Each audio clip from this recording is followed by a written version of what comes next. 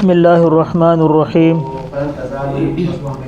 باب ما جاء من صلى في يوم وليلة 12 ركعة من السنة ما له من الفضل۔ دن رات میں 12 رکعتیں سنت مؤکدہ ہیں۔ اس باب کے اندر امام ترمذی رحمۃ اللہ علیہ اس کی تفصیل اور اس کا اختلاف اور اس کی فضیلت بیان فرما رہے ہیں۔ امام مالک رحمۃ اللہ علیہ کے نزدیک وہ فرماتے ہیں کہ سنت مؤکدہ میں کوئی تحدید نہیں ہے، کوئی تعداد مقرر نہیں ہے، اور اس پہ دلیل ان کے یہاں یہ ہے کہ الصلاۃ خیر موضع، کہ نماز بہترین چیز ہے، لہٰذا جتنی زیادہ پڑھی جائے اتنا ہی بہتر ہے۔ اگر ہم اس کی حد بندی کریں گے تو پھر یہ زیادہ نہیں پڑھی جائے گی۔ جمہور نے اس بات کو 2 وجوہات سے رد کیا ہے۔ پہلی وجہ تو یہ ہے کہ یہ حدیث کے مقابلے میں قیاس ہے، اور حدیث کے مقابلے میں قیاس مردود ہوتا ہے، یعنی قیاس کو نہیں لیا جاتا، حدیث پہ عمل کیا جاتا ہے۔ نمبر 2، دوسری دلیل جمہور کی یہ ہے کہ حد بندی کے اندر اگرچہ یعنی اس کو متعین کرنے سے اگرچہ خواص کا نقصان ہے لیکن عوام کا فائدہ ہے۔ یعنی اگر ہم حد بندی نہ کریں گے تو خواص کے لیے تو بہترین ہے کہ وہ جتنی مرضی چاہے پڑھنا چاہیں، لیکن عوام جو ہے یعنی جو خواص نہیں ہیں وہ کہیں گے کہ 1 2 4 پڑھ لیں گے اور اسی پہ اکتفا کر لیں گے، تو لہٰذا عوام کا اس میں نقصان ہے، اس لیے حد بندی تعداد کا مقرر کرنا ضروری ہے۔ نمبر 2، امام اعظم امام عالی مقام حضرت امام ابو حنیفہ رحمۃ اللہ علیہ کے نزدیک دن رات میں 12 رکعات سنت مؤکدہ ہیں، یعنی یہ 12 رکعتیں ایسی ہیں، یہ سنت مؤکدہ ہیں، ان کا پڑھنا ضروری ہے اور ساری زندگی پڑھنا ضروری ہے۔ 1 آدھ مرتبہ پڑھ لینا یا 2 4 دن پڑھ لینا یا 2 4 مہینے پڑھ لینا یا 2 4 سال پڑھ لینا، اس سے یہ فضیلت حاصل نہیں ہوگی، بلکہ ساری زندگی جب تک عقل ہے، شعور ہے، زندگی ہے، یہ 12 رکعتیں سنت مؤکدہ پڑھنی ضروری ہیں۔ اور یہ 12 فجر کی 2، ظہر سے پہلے 4، ظہر کے بعد 2، مغرب کی فرضوں کے بعد 2 اور عشاء کے فرضوں کے بعد 2، یہ 12 رکعتیں سنت مؤکدہ ہیں۔ چھوٹے 2 امام حضرت امام شافعی رحمۃ اللہ علیہ اور حضرت امام احمد ابن حنبل رحمۃ اللہ علیہ کے نزدیک سنت مؤکدہ 10 ہیں، اور یہ 12 اور 10 کا اختلاف جو ہے یہ ظہر سے پہلے 4 رکعت سنت میں ہوا ہے۔ یہ چھوٹے 2 امام ظہر سے پہلے بھی 2 رکعت سنت کے قائل ہیں، 4 کے نہیں ہیں، اور احناف ظہر سے پہلے 4 رکعت کے قائل ہیں، اور یہ اختلاف نص فہمی کا نہیں ہے بلکہ دلائل کا ہے، احادیث کی وجہ سے ایسا ہوا ہے۔ ظہر سے پہلے حضور علیہ الصلوۃ والسلام احناف کہتے ہیں 4 پڑھتے تھے، چھوٹے 2 امام کہتے ہیں کہ وہ 2 رکعت سنت زوال تھیں، 2 رکعت ظہر کی سنتیں تھیں، یوں 4 بنتی ہیں، اور احناف کہتے کہ نہیں، مستقل 4 رکعت علیحدہ پڑھنا احادیث متواترہ کثیرہ صحیحہ میں وارد ہے، وہ 2 رکعت الگ تھیں اور یہ 4 رکعت حضور علیہ الصلوۃ والسلام الگ پڑھتے تھے۔ یہ اختلاف۔ اب اس اختلاف کے بعد اس باب میں چند باتیں اور بھی یاد رکھیں۔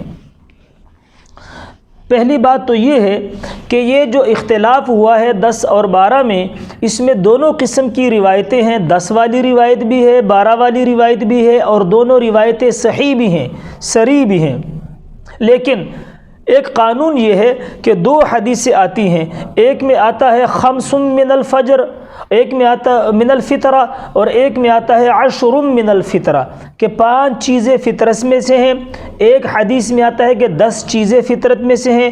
تمام محدثین نے 10 والی روایت کو لیا ہے، 5 والی روایت کو نہیں لیا، کیوں کہ 5 10 کے اندر ہیں، 10 5 کے اندر نہیں ہوتی، یعنی 10 والی روایت لے لی تو 5 والی پہ بھی عمل ہو گیا، لیکن اگر 5 والی روایت لیں گے تو 10 والی پہ عمل نہیں ہوگا، 10 والی پہ عمل نہیں ہوگا۔ تمام محدثین نے 10 والی روایت کو بئی معنی لیا ہے کہ بھئی 10 کے اندر 5 ہے، تو احناف کہتے ہیں کہ 12 والی روایت کو لے لو کہ 12 میں 10 ہے، 10 والی روایت کو لیں گے تو 10 میں 12 نہیں ہے، نہیں سمجھ میں؟ تو احناف کہتے ہیں کہ جب تمام محدثین، تمام فقہاء نے 10 والی یعنی 5 من الفطرہ اور 10 من الفطرہ، وہاں پر تمام محدثین فقہاء نے 10 والی روایت کو لیا ہے، تو ہم کہتے ہیں کہ 12 والی روایت کو لے لے کہ 12 میں 10 آ جائیں گے، پہلی بات۔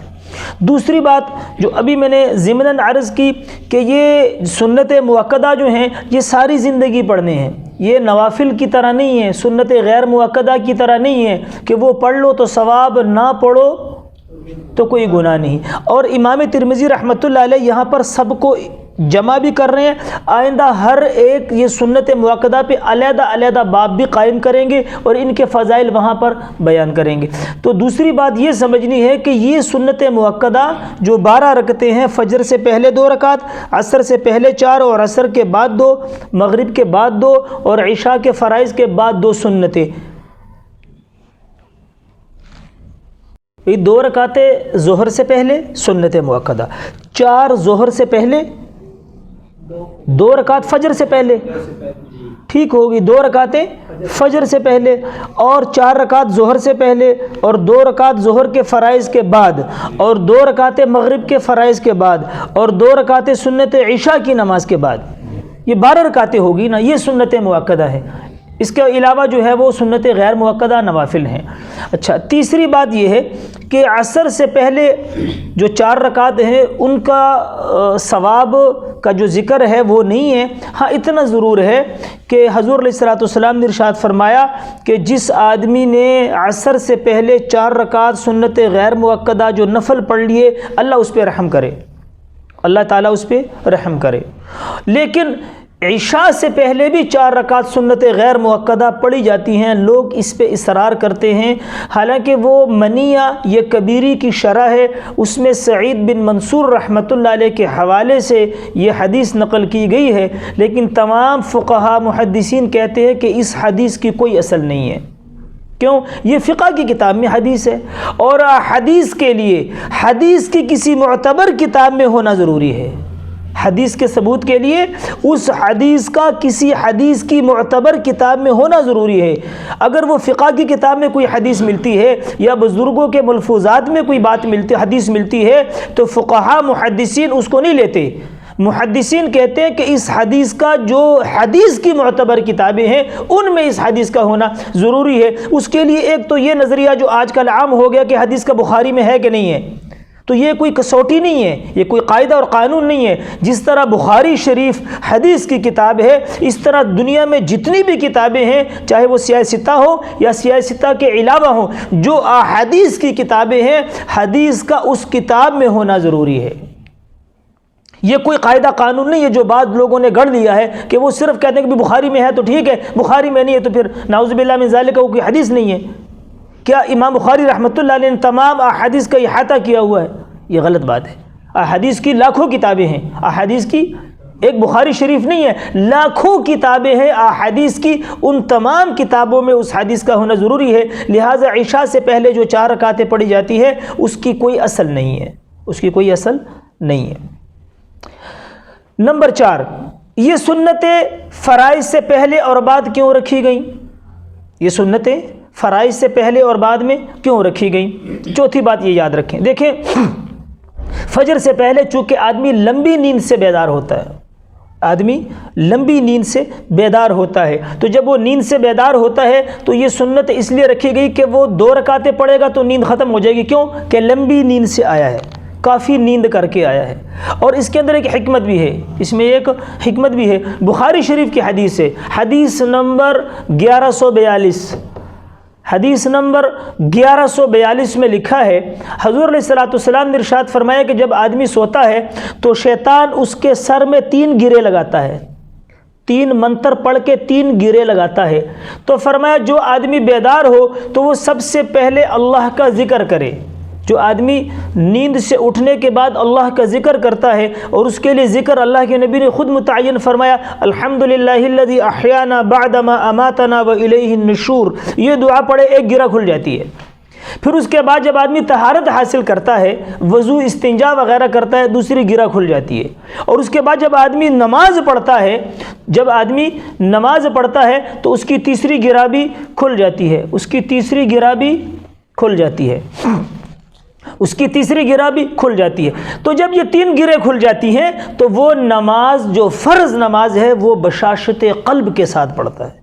اچھا، اب اس پہ تجربہ، ہمارے بڑے کہتے ہیں کہ اس پہ تجربہ ہے کہ جو آدمی صبح کی نماز کے لیے یوں اٹھے، یعنی اللہ کا نام نہ لے، اللہ کا نام لیے بغیر، یا اتنا لیٹ ہے کہ سنتوں کا وقت نہیں ملے، ڈائریکٹ جو ہے وہ فرائض میں چلا گیا، اس کے بعد 2 کام ہوں گے۔ جو آدمی ان 3 طریقوں کے ساتھ اٹھے گا، اس کو فجر کی نماز کے بعد ذکر، مطالعہ، مراقبے کا اس میں دل لگے گا، سوئے گا نہیں۔ اور جو ان 3 طریقوں کے خلاف اٹھے گا، وہ فجر کی نماز پڑھ کے سو جائے گا۔ یہ ہمارے بڑے فرماتے ہیں۔ تو فجر میں چونکہ لمبی نیند سے آیا ہوتا ہے، اس لیے 2 سنتیں رکھی گئی ہیں، اور ظہر میں چونکہ قیلولہ ہوتا ہے، مسنون ہے، کیونکہ حضور علیہ السلام کے زمانے میں 2 کھانے ہوتے تھے، ایک 11 بجے کے قریب کھایا جاتا تھا، ایک مغرب کی نماز سے پہلے کھایا جاتا تھا۔ یہ ناشتہ جو ہمارے عرف میں ہے، حضور علیہ السلام کے زمانے میں نہیں تھا۔ تو قیلولہ 11 بجے کھانا کھا کے قیلولہ فرماتے تھے۔ تو قیلولہ کچی نیند ہے، لمبی نیند نہیں ہے۔ تو جب آدمی قیلولے سے اٹھے گا تو کچی نیند ہوگی، سستی لمبی ہوگی، اس لیے شریعت نے وہاں پر 4 سنتیں رکھی ہیں کہ 4 سنتیں پڑھے گا تو وہ سستی بھی ختم ہو جائے گی اور فرائض کو بشاشت قلب کے ساتھ پڑھے گا۔ عصر اور مغرب سے پہلے سنتیں کیوں نہیں رکھی گئیں؟ کہ یہ نیند کا وقت ہی نہیں ہے، تو مشاغل کا وقت ہے، یہ مشاغل کا وقت ہے۔ اور عشاء سے پہلے چونکہ یہ بھی مشغلے کا وقت ہے، عشاء سے پہلے بھی نفل نہیں ہے، جیسے ہم نے عرض کیا۔ اور شریعت نے نمازوں کے بعد مشغلے کا بھی خیال رکھا ہے کہ اگر جن نمازوں کے بعد مشغولیت ہے تو شریعت نے وہاں پر بھی سنتیں رکھی ہیں کہ نماز پڑھنے کے بعد کسی چیز میں مشغول نہ ہو جائے، نماز پڑھنے کے بعد بھی اللہ کی یاد میں رہے۔ تو فجر کے بعد چونکہ مشغولیت کا وقت ہے، لیکن نمازیں کیوں نہیں رکھی؟ کہ اگر نفل وہاں پر رکھتے تو آدمی مکروہ وقت میں جا پڑتا، کہ اس کے بعد مکروہ وقت آنا ہے۔ اور عصر کے بعد چونکہ وقت بھی مکروہ آتا ہے، اس لیے عصر کے بعد بھی نہیں رکھی گئی۔ اور مغرب کے بعد مشغولیت ہے تب بھی سنتیں رکھی گئیں، اور عشاء کے بعد بھی مشغولیت ہے تو سنتیں بھی رکھی گئی ہیں۔ اور وتر جو ہے یہ رات کی آخری نماز ہے، آخر الصلاۃ اللیلی الوتر، نماز کی رات کی آخری نماز وتر ہے۔ لیکن لوگوں کی آسانی کے لیے اس کو عشاء کی نماز کے بعد پڑھنے کی اجازت دے دی گئی ہے کہ آپ پڑھ لیں، وگرنہ تو وتر کی جو جگہ ہے وہ تہجد کے بعد ہے۔ نمبر 5، پانچویں بات یہ یاد رکھیں کہ نوافل جتنے بھی احادیث کے اندر آتے ہیں اس میں صابرہ اور مواظبہ اس کے قیودات موجود ہوتے ہیں، یہ قید موجود ہوتی ہے۔ یعنی نفل کی جتنی بھی نمازیں ہیں، اشراق کی نماز ہے، چاشت کی نماز ہے، اوابین کی نماز ہے، ظہر کے بعد 2 نفل ہیں سنتوں کے بعد، یہ جتنی بھی نمازیں ہیں اس پہ اجر اور ثواب اس وقت ملے گا جب آدمی اس پہ ہمیشگی کرے گا۔ لیکن یہاں پر ہمارے علماء نے ہماری سہولت کے لیے بڑی عجیب بات فرمایا کہ مواظبت یعنی ہمیشہ پڑھنے پر مواظبت نہ ہو، لیکن ترک پر بھی مواظبت نہ ہو۔ کیا مطلب؟ یعنی اگر ایک مہینے میں زیادہ تر یہ نوافل پڑھتا ہے، کم چھوٹ جاتی ہے کسی ضرورت کی وجہ سے، کسی مجبوری کی وجہ سے، اگر یہ نوافل وغیرہ جو ہیں جیسے اشراق ہے، چاشت ہے، اوابین ہے، ظہر کی 2 رکعتیں نفل ہیں، یہ اگر کسی مجبوری کی وجہ سے چھوٹ جائیں تو اس کو چھوڑنا نہیں کہتے۔ ہاں زیادہ تر اس کو پڑھے، کم چھوڑ دے، کیونکہ جو طالب علم مہینے میں 25 دن حاضر رہا، 5 دن غیر حاضر رہا، اس کو حاضر کہتے ہیں، اور جو 5 دن حاضر رہے اور 25 دن غیر حاضر رہے اس کو غیر حاضر کہتے ہیں۔ یعنی ترک پہ دوام نہ ہو، دوام پہ دوام ضروری، پڑھنے پہ دوام ضروری نہیں ہے، لیکن ترک پہ دوام نہ ہو کہ چھوڑ دے تو بالکل نہ چھوڑے، چھوڑ دے تو بالکل نہ چھوڑے۔ اور اس کی دلیل کیا ہے کہ حضور علیہ السلام نے حضرت عباس رضی اللہ عنہ سے کہا کہ میرے چچا میں آپ کو ایک ایسی نماز بتاتا ہوں کہ اس کے آپ سے پچھلے 10 سال کے گناہ معاف ہوں گے۔ تو جب وہ صلاۃ تسبیح ان کو سکھائی گئی جس میں ایک مخصوص ذکر 300 مرتبہ پڑھا جاتا ہے، وہ 4 رکعت نمازیں ہیں، تو حضور نے فرمایا روزانہ پڑھیں۔ تو حضرت عباس رضی اللہ عنہ نے کہا کہ روزانہ کون پڑھ سکتا ہے؟ حالانکہ حضور علیہ السلام نے وہاں پر روزانہ پڑھنے کی بات ہی نہیں کہی تھی، لیکن چونکہ حضرت عباس رضی اللہ عنہ تو پتہ تھا کہ نوافل کے اندر مواظبت کی قید ملحوظ ہوتی ہے، اگرچہ مذکور نہ ہو، اگرچہ حدیث میں وہ مذکور نہ ہو. تو اسی لیے انہوں نے سوال کیا. پھر حضور علیہ السلام نے کرتے کرتے زندگی میں ایک مرتبہ کہہ دیا کہ جو آدمی زندگی میں بھی ایک مرتبہ پڑھ لے گا اس کو یہ اجر مل جائے گا. تو صلاۃ تسبیح میں مواظبت کی قید حضرت عباس رضی اللہ عنہ کے سوال کی وجہ سے نکل گئی ہے. بقایا نوافل میں مواظبت ضروری ہے.